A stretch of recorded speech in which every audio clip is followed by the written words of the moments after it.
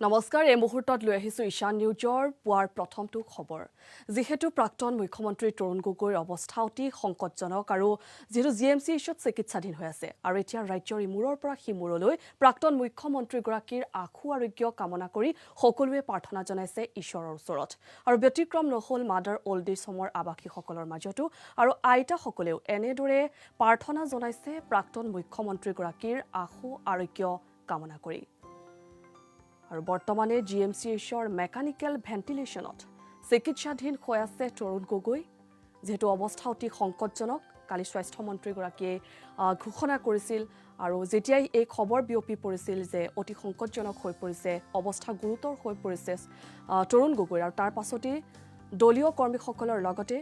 স্বাস্থ্য মন্ত্ৰীগৰাকী উপস্থিত হৈছিল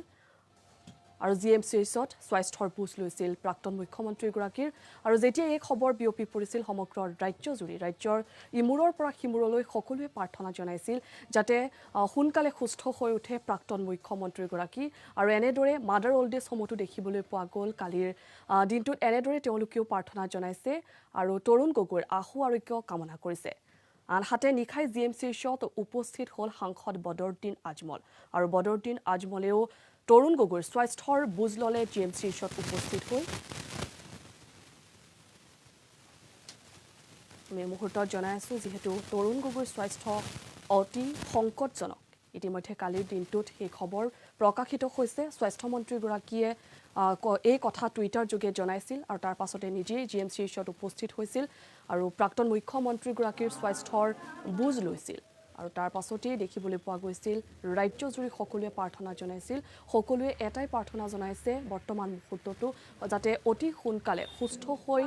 উঠে প্ৰাক্তন মুখ্যমন্ত্ৰীগৰাকী আগষ্ট মাহতে যেহেতু কোভিডত আক্ৰান্ত হৈছিল আৰু তাৰ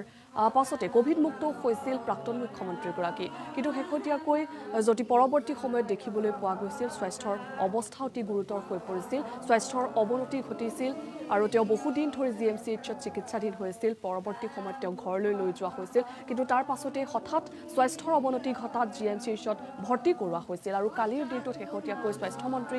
গৰাকীয়ে এক টুইট কৰিছিল যে স্বাস্থ্যৰ অৱনতি ঘটিছে অধিক জটিল হৈ পৰিছে তৰুণ গগৈৰ স্বাস্থ্য অংগ প্ৰত্যংগ বিকল হৈ পৰিছে আৰু লগতে তেওঁ মানুহ চিনাক্তকৰণতো কিছু অসুবিধা হৈছে আৰু ক্ৰমাৎ জটিল হৈ পৰিছে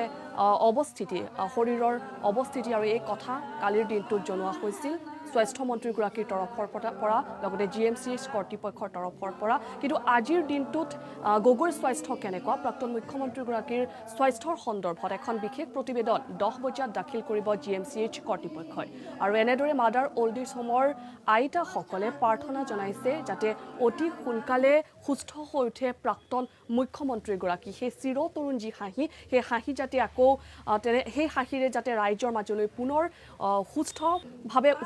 সুস্থ হৈ উঠিব পাৰে ৰাইজৰ মাজলৈ সেই হাঁহিমুখীয়া তৰুণ গগৈ হৈ তেওঁ ৰাইজৰ কাম কৰি যাব পাৰে তাৰ বাবে আচলতে এনেদৰে প্ৰাৰ্থনা জনাইছে সকলোৱে এয়া মাদাৰ অল্ড এজ হোমৰ দৃশ্য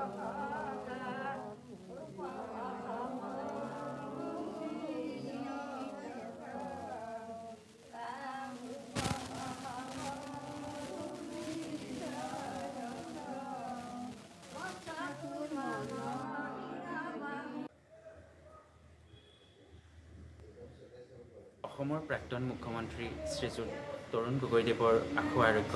কামনা কৰি আমি আজি প্ৰাৰ্থনা কৰিছোঁ আইতাসকলেও প্ৰাৰ্থনা কৰিছে গগৈ ছাৰে আমাৰ মাদাৰ অল্ড এজ হোমৰ লগত ভাল সম্পৰ্ক ৰাখিছিলে তেখেতে সহায় কৰিছে বহুত সহায় কৰিছে আমি সেই সহায় কেতিয়াও পাহৰিব নোৱাৰোঁ তেখেতে সোনকালে সুস্থ হওক তেখেতক সকলোৱে ভাল পায় তেখেতে মানুহৰ বাবে কাম কৰিছে তেখেতৰ গোটেই জীৱন আজি আমি সকলোৱে প্ৰাৰ্থনা কৰিছোঁ তেখেতে সোনকালে সুস্থ হওক আৰু আমাৰ মাজলৈ উভতি আহক আৰু এয়া আছিল মাদাৰ অল্ড এজ হোমৰ আইতাসকলৰ প্ৰাৰ্থনা আনহাতে কালি নিশাৰ ভাগত জিএমচিএইচত উপস্থিত হ'ল সাংসদ বদৰুদ্দিন আজমল আৰু লগতে প্ৰাক্তন মুখ্যমন্ত্ৰীগৰাকীৰ স্বাস্থ্যৰ বুজ ল'লে সাংসদগৰাকীয়ে আৰু কেৱল বদৰুদ্দিন আজমলেই নহয় দলীয় নেতাকৰ্মীসকলৰ লগতে কেইবাগৰাকীও মন্ত্ৰী উপস্থিত হৈছিল জিএমচিএইচত আৰু লগতে প্ৰাক্তন মুখ্যমন্ত্ৰীগৰাকীৰ স্বাস্থ্যৰ বুজ লয় আৰু এই সন্দৰ্ভত বদৰুদ্দিন আজমলৰ এক মন্তব্য আছে এই মুহূৰ্তত আমি আগবঢ়াইছোঁ আজি দিনত মোৰ গোৱালপাৰাত দিশাৰ এটা মিটিং আছে তাৰ পৰা মই ওলাইছোঁ তাৰপিছত মিডিয়া আমি ফ'ল' আপ কৰি আছোঁ গগৈ চাবৰ কেনেকুৱা হাল কি আছে কণ্ডিশ্যন আছে তেওঁ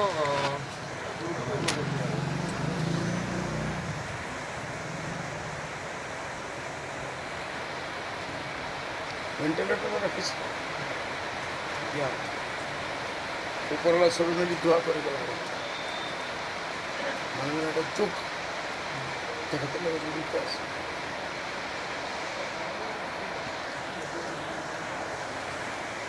দোৱা কৰিব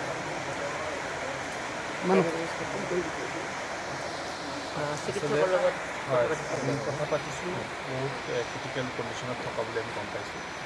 আৰু মাল্টি অৰ্গানছ ফেইল কৰা বুলি আমি ইতিমধ্যে এটা অৱগত হৈছোঁ গৌৰৱ গগৈ আছিল আমি তেখেতৰ পৰিয়ালবৰ্গৰ মানুহ আছিল দেখা কৰিছোঁ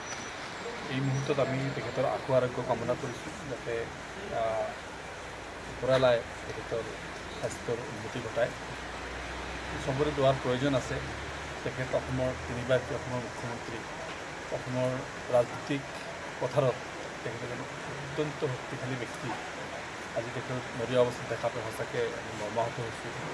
আমাৰ দল অত্যন্ত মৰ্মাহত হৈছে তেখেতে গোৱালপাৰাৰ পৰা আহি আছে অন দ্য ৱে আমি তেখেতৰ শাৰীৰিক অৱস্থা বুজ লৈছোঁ আৰু অৱস্থাটো খুব বেয়া দেখিছোঁ তথাপি আমি দোৱা কৰিছোঁ ঈশ্বৰৰ পাল্লাৰ ওপৰত যাতে তেখেতে আশু আৰোগ্য হয় সোনকালে সুস্থ হৈ উঠে দোৱা কৰিছোঁ আপোনাৰ পৰা আৰু এটা কথা জানিব বিচাৰিছিলোঁ শেহতীয়াকৈ তেওঁ ভালে থকা অৱস্থাত কুশলে থকা অৱস্থাত আপোনাৰ লগত শেহতীয়াকৈ কি কথা পাতিছিলে তেনেকুৱা বা তেওঁৰ লগত মই লাষ্ট টাইম তেখেতক দেখাৰ কাৰণে আহিছোঁ এটি ছেইম প্ৰডাক্ট ছেইম কোৱাৰ্টাৰত আছে কৈছোঁ মই ভাল হৈ আছোঁ ভাল হৈছোঁ কথা পাতিছোঁ মোৰ লগত আমি কেতিয়া আহিলা ক'ৰ পৰা আহিছে এতিয়া চব ঠিক আছে ফেমিলি কেনেকুৱা আছে চব কথা পাতিছে আজি সেই কণ্ডিশ্যন মৰ্মাহত হৈ পৰা দেখিবলৈ পোৱা গ'ল সাংসদ বদৰুদ্দিন আজমলক কাৰণ সকলো এতিয়া আচলতে মৰ্মাহত হৈ পৰিছে যি এই তৰুণ গগৈৰ স্বাস্থ্যৰ বাৰ্তা সেই বাৰ্তাই সকলোৰে মন আচলতে শোকাকুল কৰি তুলিছে আৰু সকলোৱে প্ৰাৰ্থনা কৰিছে ঈশ্বৰৰ ওচৰত নেদেখাজনৰ ওচৰত যাতে অতি সোনকালে সুস্থ হৈ উভতি আহে তৰুণ গগৈ সমষ্টিবাসীয়ে প্ৰাৰ্থনা জনাইছে ৰাজ্যবাসীয়ে এতিয়া প্ৰাৰ্থনা জনাইছে